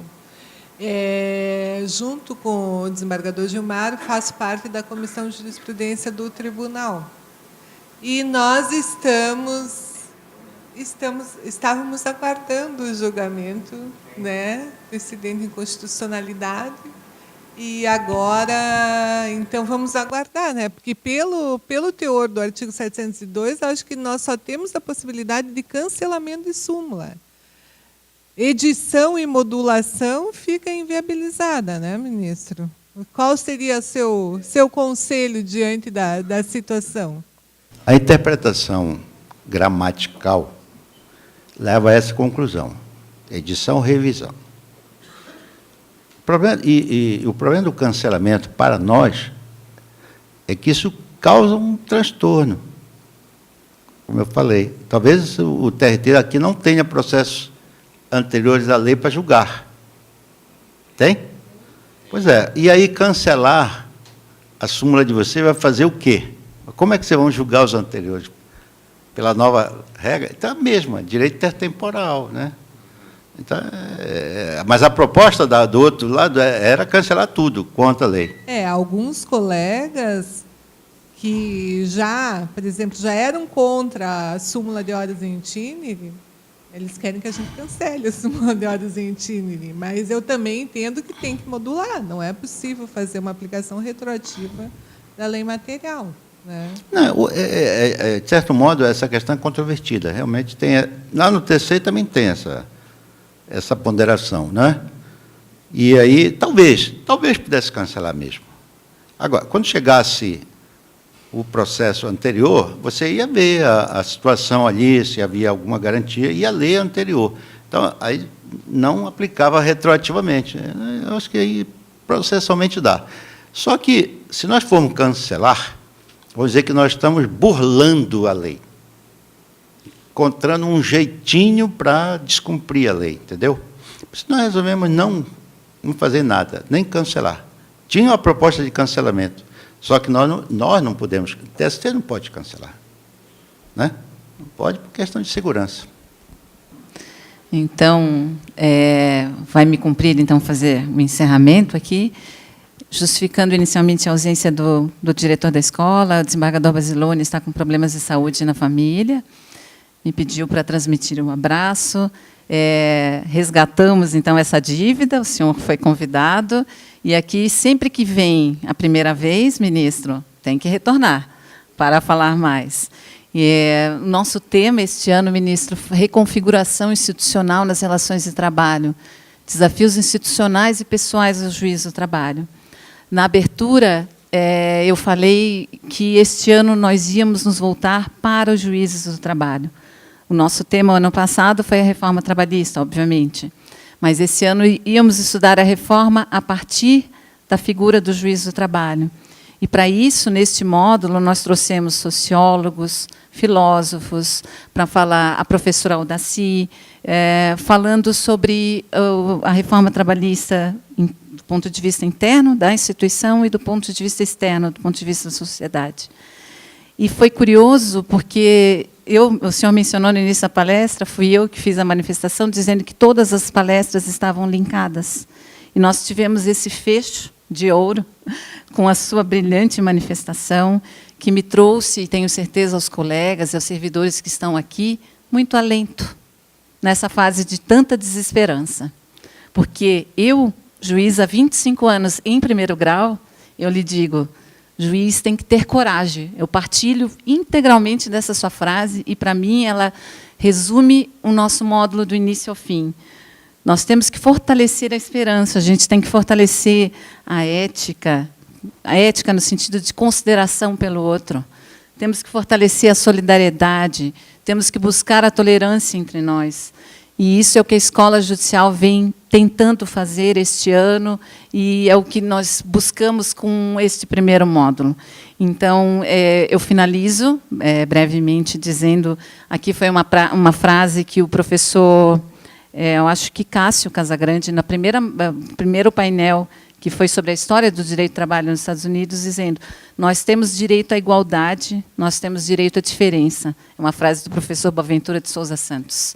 E que nós consigamos fortalecer esses laços, esta solidariedade que temos que ter, para fortalecer daí esse novo direito do trabalho e esse novo processo do trabalho, resgatando essas origens que nos são tão caras.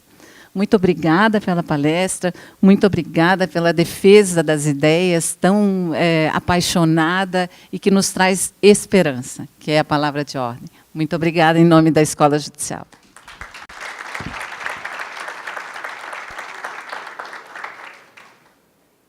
Queria dizer duas coisinhas só, antes de encerrar. Coragem deve ser sempre um valor que nós trazemos e que todo juiz deve ter. Isso não significa insubordinação, mas independência.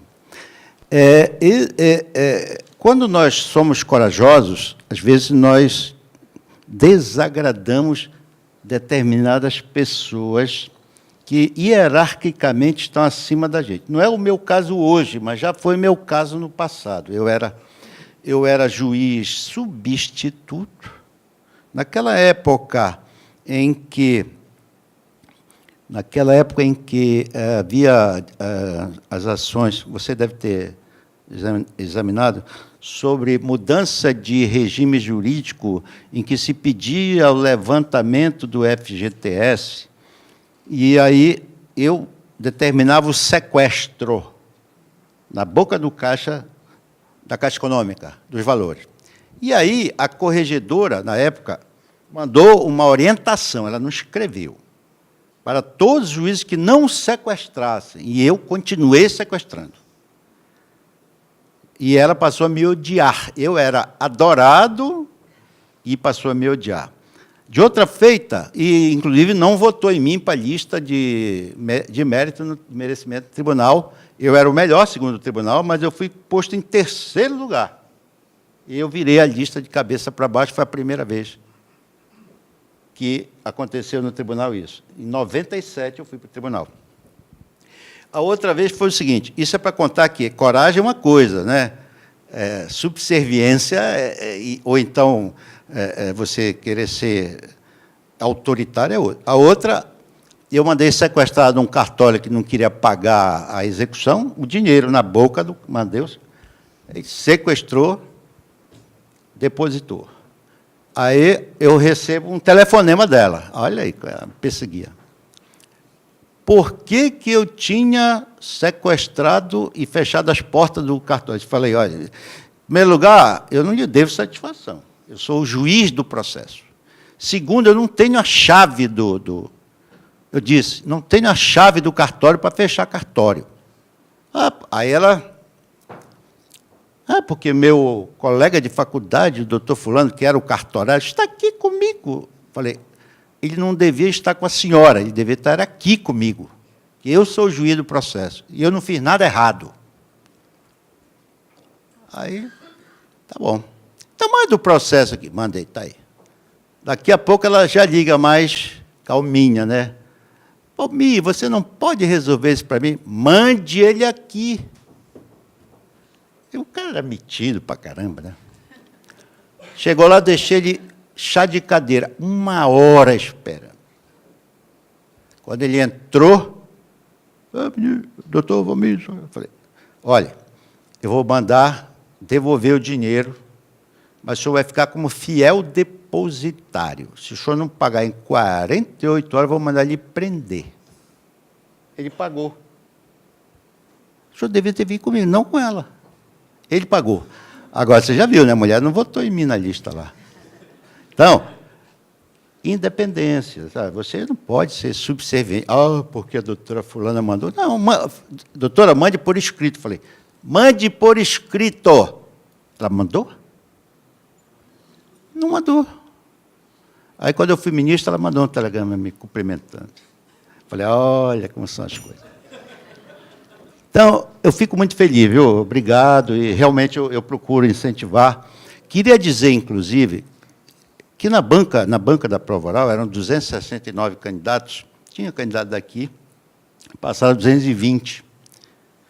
E eu fiz perguntas que estavam no programa, coisa que eu não fiz concurso, não tinha isso, era psicologia judiciária. Tem agora. Na prova oral, sociologia judiciária. E no nosso programa agora de formação inicial, foi todo reformulado e tem muito mais teoria, questão teóricas e voltadas à formação pessoal e profissional do magistrado. É muito interessante, sabe? O ministro Vieira de Mello é brilhante, ele já foi da Escola Judicial do TRT, da 3ª região, e ele criou realmente... Tem um comitê científico. Então, vai ser... Olha, quem me dera se eu tivesse, em 89, todo esse aparato, porque eu cheguei, tomei posse na sexta-feira à tarde. Na segunda, eu estava presidindo a audiência. Acho que todos nós, né? Presidindo a audiência, não tinha essa história de formação, não sei o quê. Não, é lá, meu amigo. Lá, ali, ó, vai lá. A experiência que eu tinha era de advogado trabalhista. Mas, então, olha, gente, se eu puder... Olha, saiu um ministro daqui, por que não pode sair uma ministra, um outro ministro? Não é? Eu saí lá do Pará, é muito difícil você conseguir. Eu fui 2 vezes em lista do TST, na cabeça. Só fui na segunda nomeado. E olha que eu perdi a lista da ministra Rosa Weber. Eu disputei com ela. Para ser ministra do TST, eu disputei com ela, perdi. Claro, o TST ganhou uma grande ministra e o Supremo também. Então, muito, muito obrigado, estou à disposição sempre que for possível. Eu não costumo sair mesmo, né? Eu só saio assim para ocasiões especiais. Estou muito feliz de estar aqui. Muito obrigado pela recepção, a minha, Maria dos Reis, a todos, Gilmar, o desembargador Amarildo, né? Que foi lá me recepcionar ontem à noite. Não, não se preocupa, não. Muito obrigado, viu, doutora Pedro? Não me lembrava que foi a senhora que eu estava lá no final, mas foi importante. O link e a escola foi muito feliz, muito inteligente, realmente, porque acho que nós devemos tratar muito bem os nossos juízes também. Tá? E eles têm que fazer também um belo trabalho, porque para isso que a sociedade nos paga. Não é isso, gente? Muito obrigado, viu?